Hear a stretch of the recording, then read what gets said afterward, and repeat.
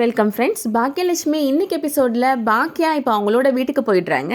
கோபி அப்பாவும் செல்வியும் தான் அங்கே இருக்கிறாங்க. என்னக்கா இப்படி தொப்பு தொப்பாக நனைஞ்சு வந்திருக்கிற, போய் ட்ரெஸ்ஸை மாற்றிட்டு வாக்கா அப்படின்னு சொல்கிறாங்க செல்வி. பாக்கியா வாயை திறந்து ஒரு வார்த்தை கூட பேச மாட்டேன்றாங்க. சில மாதிரி நின்றுட்டுருக்குறாங்க. சாருக்கு இப்போ எப்படிக்கா இருக்குது அப்படின்னு கேட்குறாங்க. ஆனால் அதுக்கும் பதில் சொல்ல மாட்டேன்றாங்க பாக்கியா.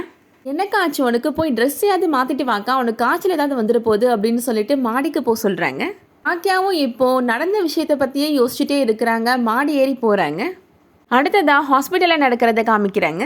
கோபி அம்மா டாக்டர்கிட்ட கேட்குறாங்க, இவனுக்கு தலையில் அடிபட்டிருக்கு, நல்லா செக் பண்ணி பார்த்தீங்களா டாக்டர், எனக்கு ரொம்ப பயமாக இருக்குது அப்படின்னு சொல்கிறாங்க. நாங்கள் எல்லாமே செக் பண்ணி பார்த்துட்டோம், இவர் ஆக்சிடென்ட் ஆன அதிர்ச்சியில் தான் அன்கான்ஷியஸ் ஆகிருக்காரு, மற்றபடி எந்த பிரச்சனையும் கிடையாது, நாளைக்கு மார்னிங் டிஸ்சார்ஜ் பண்ணிடலாம் அப்படின்னு சொல்லிடுறாரு. எழில் இப்போது கோபியோட ரூம்லேருந்து வெளியில் வராங்க. ஜெனியும் வராங்க. எழில்கிட்ட ஜென்னி கேட்குறாங்க, ஆன்ட்டி இங்கே தானே வந்திருக்கணும், அவங்கள காணுமே அப்படின்னு கேட்குறாங்க. ரிசப்ஷனில் போய் விசாரிக்கலாம் அப்படின்னு எழில் சொல்கிறாரு. எழிலும் ஜென்னியும் இப்போ ரிசப்ஷனில் போய் விசாரிக்கிறாங்க. கோபிநாத்ன்ற பேஷண்ட்டுக்கு அட்டெண்டர் யாராவது வந்தாங்களா அப்படின்னு கேட்குறாங்க ஜெனி. அவங்க ஒய்ஃப் தான் வந்தாங்க, இவ்வளோ நேரம் இங்கே தான் இருந்தாங்க, ஃபீஸ் கட்டிட்டு கூட போனாங்க அப்படின்னு சொல்கிறாங்க. அம்மா இங்கே வந்துட்டு அதுக்கப்புறம் எங்கே போனாங்கன்னு தெரியலையே அப்படின்னு இப்போ எழில் யோசிக்கிறாரு. செல்விக்கு கால் பண்ணி கேட்குறாரு, அம்மா இப்போ வீட்டுக்கு வந்தாங்களா அப்படின்னு கேட்குறாரு.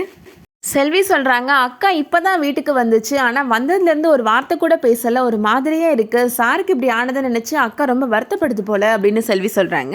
எழில் சொல்கிறாரு, அம்மாவுக்கு ஃபோன் பண்ணேன், ஆனால் அவங்க ஃபோனை எடுக்கவே இல்லை அப்படின்னு சொல்கிறாரு. வேணா கொண்டு போய் கொடுக்கட்டுமா தம்பி அப்படின்னு செல்வி கேட்குறாங்க. இல்லை வேணாம், அவங்கள டிஸ்டர்ப் பண்ண வேணாம், அவங்க ரெஸ்ட் எடுத்துக்கட்டும், அவங்களே கால் பண்ணுவாங்க, நான் வெயிட் பண்ணுறேன் அப்படின்னு எழில் சொல்லிடுறாரு. அடுத்ததாக ஹாஸ்பிட்டலில் நர்ஸு சொல்கிறாங்க, பேஷண்ட்டுக்கு 2 அட்டெண்டர் மட்டும் இருந்தால் போதும், மற்றவங்களாம் கிளம்பி போங்க அப்படின்னு சொல்லிடுறாங்க. அதனால் கோபி அம்மாவும் எழில் மட்டும் இப்போ ஹாஸ்பிட்டலில் இருக்கிறாங்க. மற்றவங்களாம் கிளம்பி வீட்டுக்கு வந்துடுறாங்க. ஜெனி செல்விகிட்ட கேட்குறாங்க, எங்கக்கா ஆன்ட்டியை காணும் அப்படின்னு கேட்குறாங்க. அவங்க மாடியில் தான் இருக்கிறாங்கம்மா அப்படின்னு சொல்கிறாங்க செல்வி.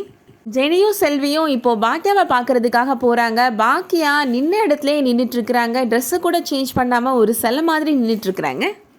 ஆன்ட்டிக்கு என்னாச்சு அப்படின்னு ஜெனி பார்த்துட்ருக்குறாங்க. அதோட இன்றைக்கான எபிசோட் முடியுது.